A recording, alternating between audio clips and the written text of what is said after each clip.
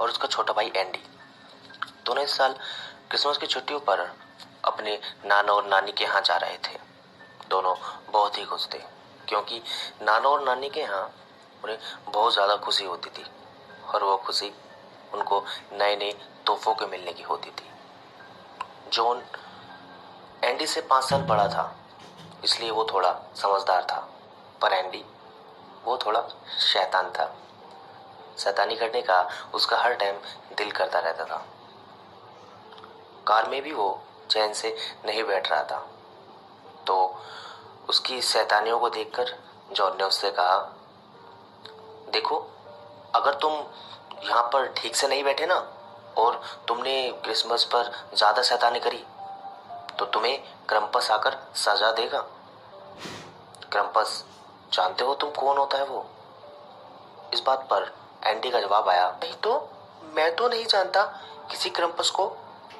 तब इस बात पर जॉन ने उसे बताया कि क्रम्पस सेंटा का शैतानी रूप होता है जो बुरे बच्चों को सजा देता है या फिर उन बच्चों को सजा देता है जो क्रिसमस पर शैतानियाँ ज़्यादा करते हैं। जॉन की इस बात पर एंडी खिलखिलाकर हंसने लगा और बोला, हाँ हाँ, मैं नहीं डरता किसी क्रम्पस से। देख लूंगा मैं तुम्हारे क्रम्पस को भी, ठीक है? मुझे किसी क्रम्पस से डर नहीं लगता। दोनों की इस बात को सुनकर जॉन और एंडी के पापा बोले, अरे तुम लोग बस भी करो यार, क्या दिन भर झगड़ते रहते हो। और जॉन, एंडी को डराओ मत इस फालतू की कहानी को सुनाकर। इस बात पर जॉन बोला, नहीं पापा, ये एकदम सच्ची कहानी है। ओके ओके, अब थोड़ी देर में तुम्हारी नाना और नानी के यहाँ पहुँचने वाले हैं, अब बाकी मस्ती वहाँ पर। जॉन और एंडी के पापा उनकी मम्मी से बोले, तुम्हारे प्यार का नतीजा है ये जो ये लोग इतने बिगड़ रहे हैं। हाँ हाँ, इन दोनों की शैतानी का श्रेय भी अब तो मेरे सर मंटू। शैतानी करेंगे तो तुम्हारे बच्चे और कुछ अच्छा काम करेंगे तो मेरे बच्चे, ये सही है तुम्हारा। सभी लोग इसी तरह हंसी मजाक करते जा रहे थे और कुछ देर बाद सभी लोग उनके नाना नानी के घर पहुंच गए। वहां पहुंचते ही सभी लोगों ने क्रिसमस पार्टी मनाई। रात होते होते जॉन को एक आइडिया आया और उसने एंडी से कहा, एंडी सुनो, कोई गेम खेले? ऐसा करते हैं, हाइड एंड सीक खेलते हैं, ठीक है? सबसे पहले तुम डैन दो, मैं छुपता हूँ। इतना कहकर एंडी वहाँ से चला गया अपनी बारी देने और जॉन एक कमरे में जाकर छुप गया।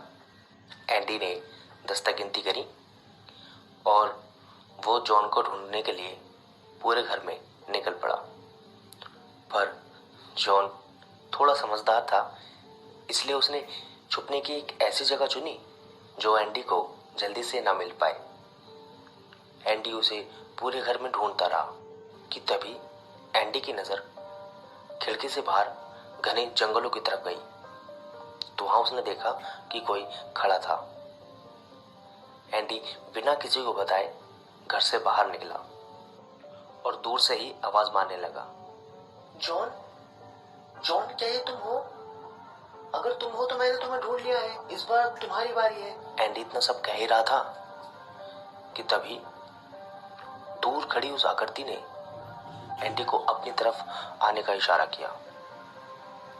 एंडी बेचारा मासूम था, वो चुपचाप उस आकृति के पीछे पीछे चलने लगा। जैसे ही एंडी उसके पास पहुंचा तो एंडी ने देखा एक भयानक सी शक्ल का राक्षस जिसके सींग निकले हुए थे, बड़े बड़े नाखून, काले काले बाल उसके और लाल चमकती हुई आंखें एंडी को गुस्से की नजरों से देख रही थी। एंडी उसे देखकर सकपका गया। वो ना कुछ बोल पा रहा था और ना ही कुछ कर पा रहा था। थोड़ी देर में जॉन को लगा कि एंडी को काफी देर हो गई है, तो उसने बाहर आकर एंडी को खोजने के लिए इधर उधर अपनी नजरें दौड़ाई, पर उसे एंडी कहीं नहीं मिला। कि तभी जॉन की नजर बाहर गई तो उसने देखा कि एंडी किसी बड़ी सी आकृति के सामने चुपचाप खड़ा हुआ है। जॉन भागता हुआ उसके पास गया और दूर से ही चिल्लाया, एंडी, एंडी, एंडी, सुनो इधर। जॉन आवाज लगाता लगाता एंडी के जैसे जैसे पास जा रहा था तो उसे वो आकृति साफ होती हुई नजर आ रही थी। तो उसने देखा जॉन के सामने और एंडी के सामने क्रम्पस खड़ा था, जो बहुत ज्यादा गुस्से में था। और क्रम्पस ने गुस्से में एक भारी भरकम आवाज निकाली।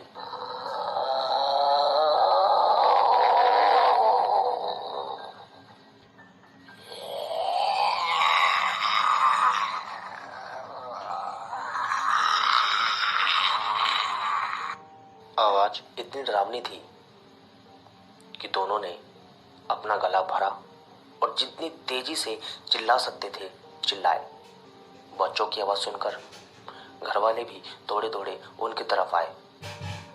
उनको अपनी तरफ आता देख वो क्रम्पस वहां से जा चुका था।